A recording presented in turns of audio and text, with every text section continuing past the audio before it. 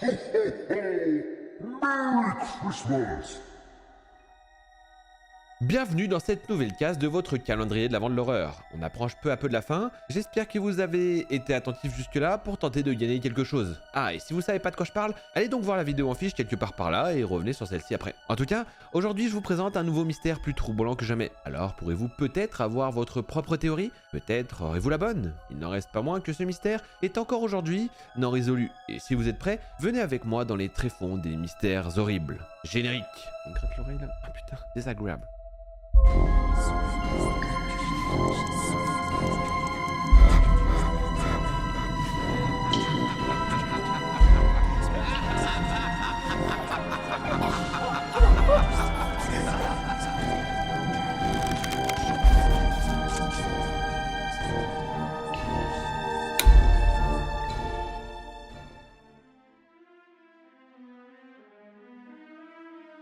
Terre de légende où les montagnes sacrées se transforment en déesses redoutées, la chaîne du Garhwal, au nord de l'Inde, abrite un mystère qui fascine la communauté scientifique depuis plus d'un demi-siècle. C'est au cœur des pics enneigés de l'Himalaya que se dresse la mythique Nanda Devi, à une altitude de 7816 mètres, qui fut jusqu'en 1950 la plus haute montagne jamais gravie par l'homme. Peut-être que Inox va la faire avant l'Everest, je sais pas. Tu passeras jamais par là, mais en tout cas bon courage et franchement ça m'impressionne ce que tu fais. Si les aventuriers les plus téméraires se sont depuis rapprochés des étoiles en s'élevant jusqu'au toit du monde qu'est l'Everest, atteindre ce sommet reste une véritable épreuve. Vent violent, blizzard couvrant les chemins de brume et de glace, avalanches, etc. Mieux vaut s'armer de courage, de patience et de beaucoup de chance pour échapper aux 1000 dangers de Nanda Devi, un pic chargé de mythes et semblant animé, selon les dires de certains, d'une colère divine. Si la montagne paraît parfois vivante aux yeux de ceux qui osent explorer, c'est sans doute parce qu'elle l'est. À en croire les légendes locales, une jeune et belle princesse du nom de Nanda, fille du roi de Chamonix, fut il y a fort longtemps convoitée par un prince fou amoureux d'elle. Mais Nanda refusa de l'épouser. Furieux, il mena alors une guerre contre son père et écrasa son armée. Ne pouvant se résoudre à épouser le terrible conquérant, la princesse prit seule la fuite dans les étendues enneigées de l'Himalaya afin de se réfugier dans la montagne. Puis la montagne prit son nom et elle devint, d'après la légende, un avatar de la redoutable Durga, déesse indienne chasseuse de démons, dont le courroux est très craint par les hindous. Depuis des siècles, des croyants viennent tous les 12 ans des 4 coins de l'Inde pour participer à un pèlerinage de plus de 250 km dans la montagne, afin de célébrer la puissance de Nanda Devi. Sur la route, à 5029 mètres d'altitude, se trouve le lac glaciaire de Rupkund, qui aurait été, selon le folklore local, créé par le dieu Shiva. Entièrement gelé 11 mois par an, battu par les vents glacés et couvert par d'épaisses couches de brouillard givré, il abrite en ses profondeurs un sombre secret qui ne fut dévoilé qu'en 1942.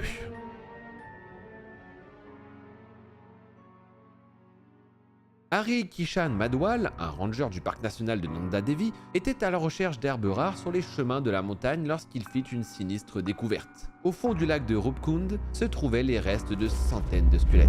Un sentiment d'horreur gagna le pauvre ranger. Tous ces ossements qui gisaient au sol formaient un paysage morbide où régnait une ambiance de fin du monde. Lorsque Hari Kishan Madwal fit son rapport, une théorie fut rapidement évoquée. En ces temps de Seconde Guerre mondiale, un régiment japonais aurait pu tenter de traverser l'Himalaya avant de périr bloqué dans une tempête.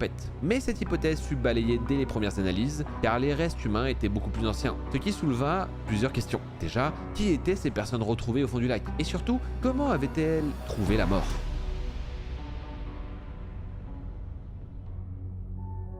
Au fil des ans, de nombreuses théories ont été avancées pour tenter d'expliquer le mystère de Rupkund. Quelques dévoués s'étant déjà sacrifiés dans la montagne pour honorer la déesse Nanda Devi, et un possible suicide collectif rituel a dans un premier temps été évoqué. Toutefois, ce type de phénomène de masse serait inédit, d'autant plus que, selon les estimations, entre 300 et 700 personnes auraient trouvé la mort en ces lieux. La quantité de corps a conduit d'autres observateurs à imaginer que le lac avait pu être utilisé, il y a plusieurs siècles, comme une fosse commune dans laquelle auraient été jetées les dépouilles des victimes d'une épidémie. L'usage étant d'emmener les infectés le plus loin possible des personnes saines, le lac de Rupkund aurait en effet constitué une zone reculée parfaite. Mais une étude scientifique menée en 2004 au Royaume-Uni, à la suite d'une expédition de National Geographic, a permis de découvrir un point essentiel mettant à mal ces théories. Les personnes dont les squelettes ont été retrouvés dans le lac de Rupkund sont toutes mortes en même temps.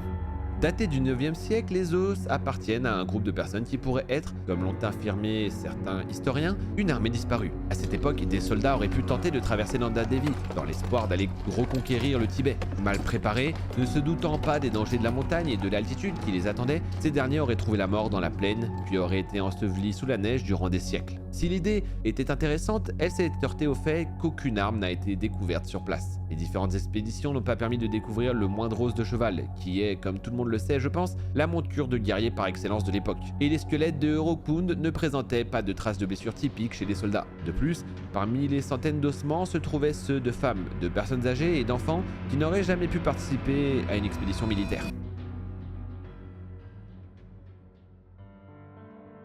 Durant des décennies, le mystère du lac aux squelettes est resté entier, aucune théorie ne tenant suffisamment la route pour tenter d'expliquer qui étaient ces personnes décédées dans la même catastrophe. En 2004 encore, le centre de biologie moléculaire et cellulaire de Hyderabad, en Inde, a permis de démontrer que le groupe n'était pas aussi uniforme qu'il y paraissait de prime abord. En analysant des échantillons rapportés par l'expédition de National Geographic, des paléontologues ont en effet pu constater qu'il y avait à Urukund deux types de physique très différents. Le premier groupe était composé de personnes relativement grandes et élancés, venant sans doute des plaines de l'Inde, tandis que les membres du second étaient plus petits et trapus, avec au niveau du crâne des marques caractéristiques des porteurs qui soutenaient leur lourde cargaison sur leur tête. L'hypothèse la plus probable est donc la suivante. Ces personnes se seraient rendues à Nanda Devi pour un pèlerinage, accompagnées par des porteurs locaux, et auraient péri au cours d'une catastrophe naturelle. Mais laquelle ? Il ne s'agit en tout cas ni d'une avalanche, ni d'une chute de pierre, les os n'étant pas assez brisés pour correspondre à des chocs d'une telle violence. Malgré toutes les études effectuées depuis la découverte du lac aux squelettes en 1942, la science ne suffit pas pour comprendre ce qui s'est passé au lac de Urukund. Pour trouver la réponse, il faut peut-être plonger dans les mythes de la montagne.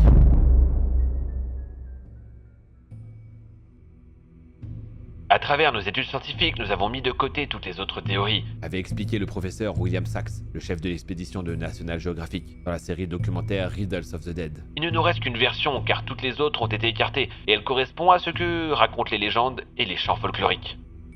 L'histoire de la fuite de la princesse Nanda est loin d'être la seule qui habite ces lieux. L'une des plus célèbres dans la région relate le funeste destin du roi Jasdaval, qui aurait provoqué la colère de la déesse en effectuant son pèlerinage en compagnie de sa cour et de ses musiciens. Une nuit, il aurait troublé la tranquillité de Nanda Devi en festoyant dans la montagne, faisant danser ses courtisanes au clair de lune. Au sujet de la réaction de la déesse, la légende connaît, comme n'importe quel mythe, de nombreuses variantes. On raconte par exemple que la déesse, furieuse, les aurait d'abord changés en pierre, ou encore que les danseuses auraient été attirées vers les profondeurs de la terre, laissant derrière elles des trous encore visibles. Trous qui existent réellement d'ailleurs. Cet emplacement, appelé le Patar Nashonia, se situe seulement à quelques kilomètres du lac de Urukund. Mais une des versions voudrait que la colère de Nanda Devi se soit manifestée sous la forme d'une pluie d'énormes grêlons, si puissante qu'elle aurait fracassé les crânes du roi et de l'intégralité de ses courtisans. Il faut alors s'imaginer des centaines de personnes prises au piège sur le lac gelé, à tenter de trouver une échappatoire dans le blizzard aveuglant, perdant peu à peu l'espoir de survivre en voyant leurs frères s'effondrer sous les projectiles glacés tombant du ciel déchaîné.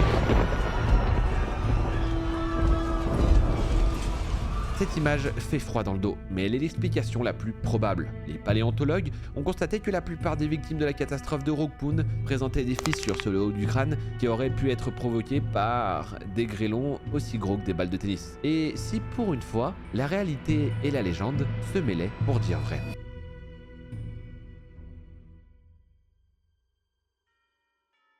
Encore un mystère non résolu, enfin en tout cas pas totalement, et encore beaucoup de questions, et encore peut-être que nous n'aurons jamais la réponse. Qu'en pensez-vous de votre côté? Peut-être que l'histoire des grêlons est la vraie, et qu'elle s'est mêlée à la légende de Nanda Devi, tellement cela semblait invraisemblable qu'une pluie de grêlons tue autant de gens. Je ne sais pas, et c'est ce qui fait toute la beauté de ces vidéos sur les mystères du monde. En tout cas, j'espère qu'elle vous a plu. Moi je vous demande qu'une chose, et c'est pas très mystérieux, abonnez-vous, ça me soutient énormément, vous n'avez pas idée, et en plus, let's go, objectif 10 000 abonnés à la fin d'année. Et moi, je vous dis à demain pour une nouvelle case de votre calendrier de l'Avent de l'horreur. Kiss et ben.